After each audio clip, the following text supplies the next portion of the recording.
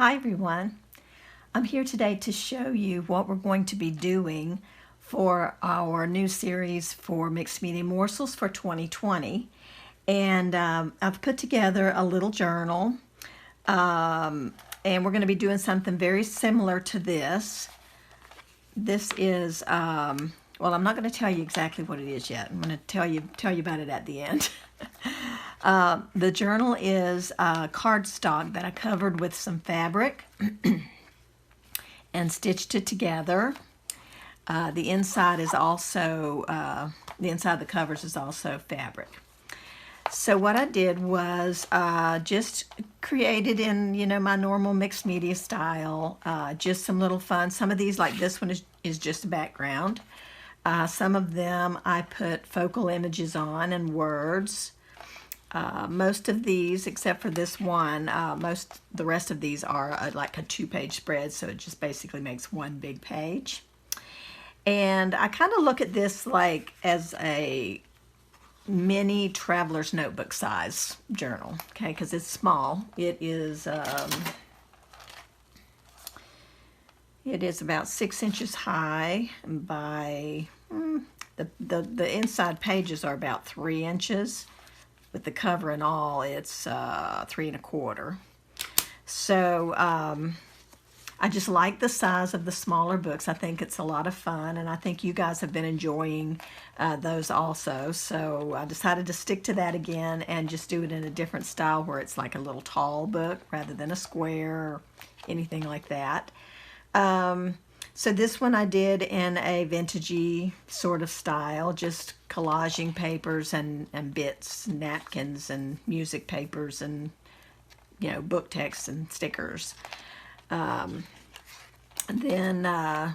just some more of the collagey type backgrounds and sticking down images and words, drawing some little leaves. These were a jelly print and collage bits. This was all collaged on this side too, and then I covered it with the gesso. I think this was a stencil I used, and I kind of left what was behind there after I gessoed, and then I added some paint. But I wasn't real happy with the colors I had used because I didn't plan to do this. Me, I kind of fly by the seat of my pants, and so I didn't really care for all the colors that were behind once I had my leaf in place and had whited out the rest. So I just went back and I used some of those little leaves that I had already cut. You remember those leaves, right? Well, I cut them to fit inside the stencil shapes here. So some of these are the original background, like this stuff, and some of these have been revamped to add a little bit more color. That was all. But this was just some fun play, just sitting down and playing and collaging and adding elements and borders, and you've seen me do this kind of thing, and it's so much fun, and I want you guys to do this kind of thing. So I just wanted to flip through and show you this little journal, and as we get to the end, you'll see what this journal is made of. This background was paper strips, just leftover painted paper strips, and I just glued them all down, and then I either scraped or used a brayer with white paint over that background, and then added these elements on top. And I just really had fun. I just had a blast creating them, and just use little, like this is a little free printable from Pinterest that I found years ago, and they've been cut out and sitting in that little box that I put my little focal point images in. They've been sitting in there waiting to be used, and so I grabbed them and started using some of them. And this one was a fun page. The background is collaged envelope, security envelope patterns. If you look closely, you can see what I'm talking about, all that gray. I used only gray colored ones, and then I did a gesso wash over it. And I've had this little image from a magazine of these colored pencils for a long time, just waiting for the right time to use it, and it turned out that it fit perfectly across these 2 pages. So once I got those down, I just started adding little stickers or doodles in whatever the color of the pencil was. I thought that was really fun.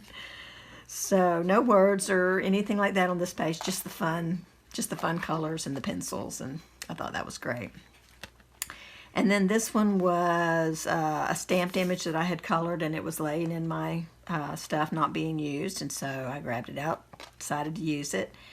And I did a messy finger painted background there. Actually, I did the smush technique where I put paint on one side and smushed it, and so not that you can tell that anymore, but because everything got covered up, but still you get to see all these cool backgrounds showing through, and I love it. Even though you don't see the whole background, you see enough of it to enjoy it. So continuing on, this one was fun. I put a sheet of tissue paper. You see all that busyness in the background. That is a sheet of tissue paper that I just gessoed my page, and then I put the sheet of tissue over the whole thing, and I wasn't sure what I wanted to do with it for the longest time, and finally decided recently to make copies of those little houses that I made a couple of years ago in one of our other Mixed Media Morsels, one of the little desserts, I believe, and I used clothing tags and made the little houses. Well, these are those, or some of them. And I just made copies of them and cut them out so that they would remain thin, you know, and not get my book too thick. So that was fun. And then I took some, also from another morsel, when we painted some masking tape. This is some leftover bits of that, and I just cut the tape into little scallops and added them across the bottom. So just ways to use these little bits you've got laying around, and these kind of projects are the very thing that helps you do that.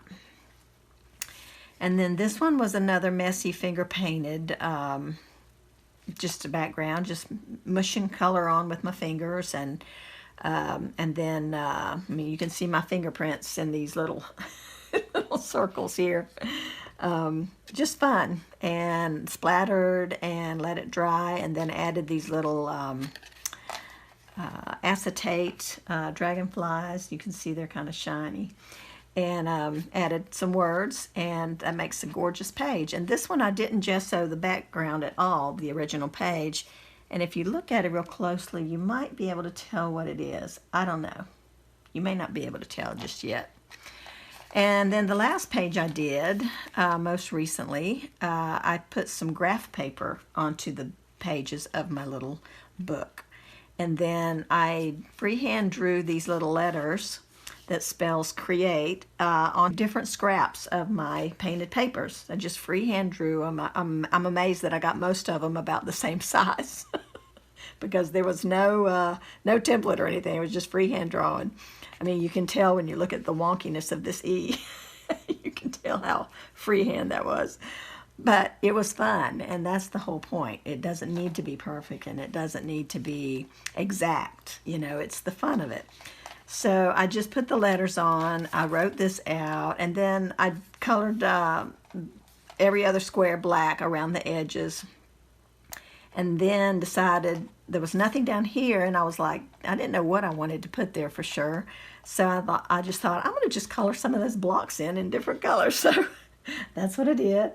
I just colored them in, and then I doodled in those little tiny squares every so often, just little random ones I picked to doodle in. I did, and I think that makes a gorgeous page, and it just shows that you can create something every day. It doesn't have to be a big major project. It can just be something as simple as coloring some little blocks and maybe doodling inside them. I mean, that's amazing. I think that's so fun, and to think that that didn't take very much effort at all.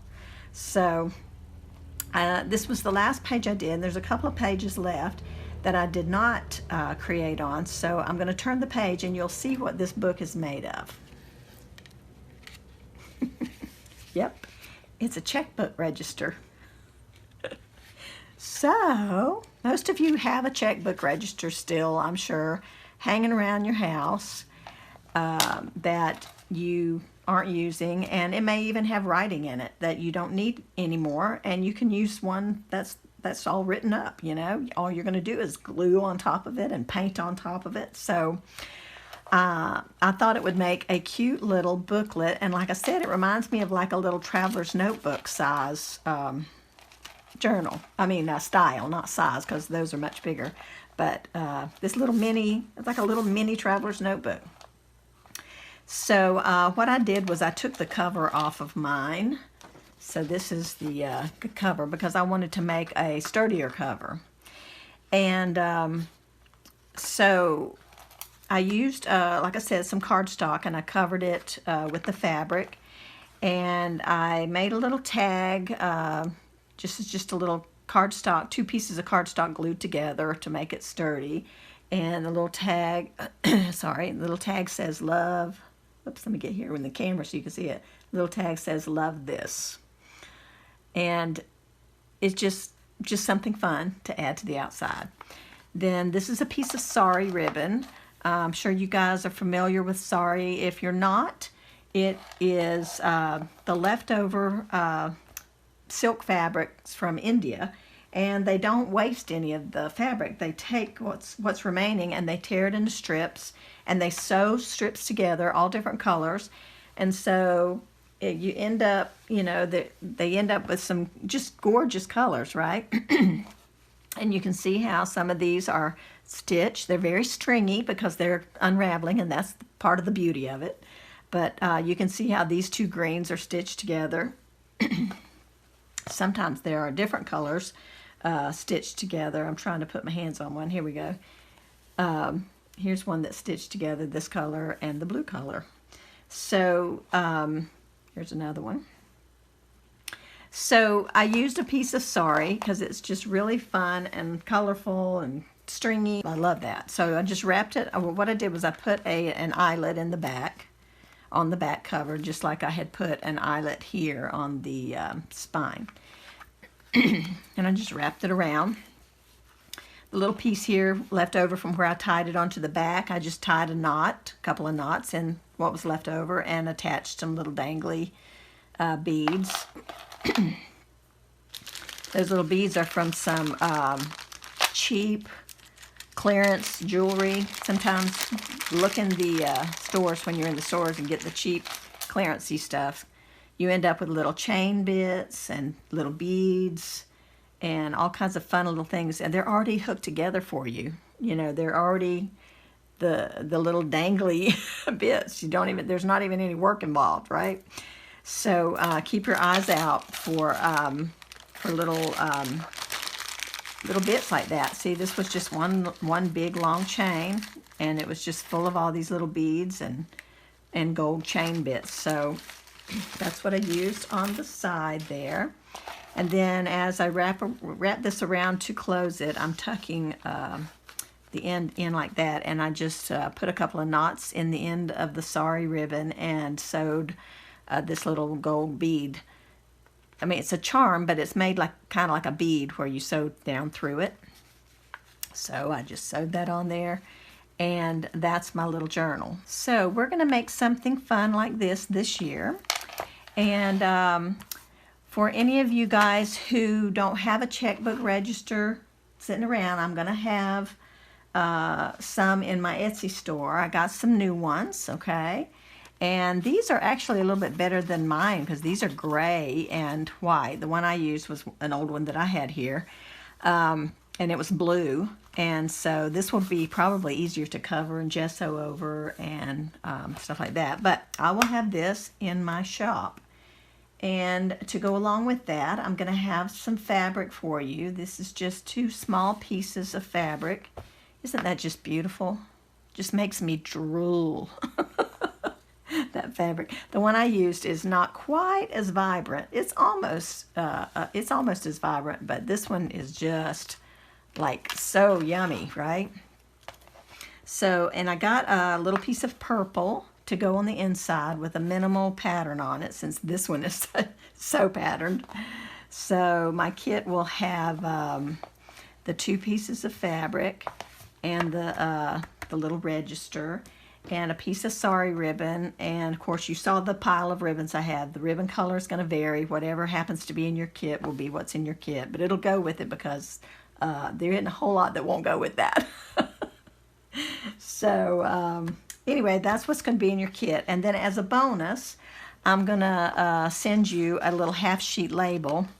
This is those letters that I had used on that page that I created the other day out of my painted papers, and a couple of little watercolor images of mine, and one's on a tag and one is just a little freestanding flower.